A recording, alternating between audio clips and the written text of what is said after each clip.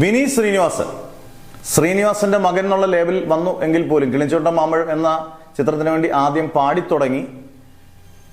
മികച്ച ഗായകനാണ്, മികച്ച സ്ക്രിപ്റ്റ് റൈറ്ററാണ്, മികച്ച സംവിധായകനാണ്. അത്യാവശ്യം നല്ല ഒരുപാട് ചിത്രങ്ങളിൽ വേഷം, നായക നടനായിട്ട് ഒരുപാട് ഹിറ്റുകൾ നൽകിയത്. അന്നേരം ശ്രീനിവാസനോടൊപ്പം തന്നെ ഒരുപാട് ഒരു ഓൾറൗണ്ടർ എന്ന രീതിയിൽ അറിയപ്പെടുന്ന സമയം, മിനിമം ഗ്യാരണ്ടി സമയം എന്ന് ഉറപ്പിച്ച് പറയുന്നത് തട്ടത്തിമറയത്ത്, ജേക്കബിന്റെ സ്വർഗരാജ്യം, കുറെ ഗംഭീര സിനിമകൾ ബോക്സ് ഓഫീസിൽ മാത്രമല്ല നമുക്ക് കണ്ട് ഒന്നിൽ കൂടുതൽ തവണ കാണാൻ ഇഷ്ടപ്പെടുന്ന ചിത്രങ്ങൾ ഒരുക്കിയ വിനീത് ശ്രീനിവാസന്റെ കഴിഞ്ഞ 2 ചിത്രം ഹൃദയമൊക്കെ എനിക്ക് തോന്നുന്നു ഒരു മാക്സിമം തീർന്നു, ഒരു സ്റ്റോക്കുകൾ തീർന്നു നമുക്ക് തോന്നിക്കും.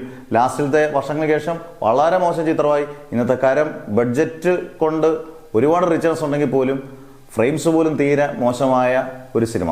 അന്നേരം വിനീത് ശ്രീനിവാസൻ ഉറപ്പായിട്ടും നല്ല വ്യക്തി, നല്ല നമുക്ക് എല്ലാവർക്കും ഇഷ്ടപ്പെട്ട ഒരാളാണ് എല്ലാ രീതിയിലും. ഉറപ്പായിട്ടും അടുത്ത സിനിമകളിലൂടെ നല്ല കണ്ടന്റും നല്ല കഥയും തിരക്കഥയും സംവിധാനമായിട്ടൊക്കെ നല്ല സിനിമ ഇനി വിനീത് ശ്രീനിവാസനിൽ നിന്ന് പ്രതീക്ഷിക്കും.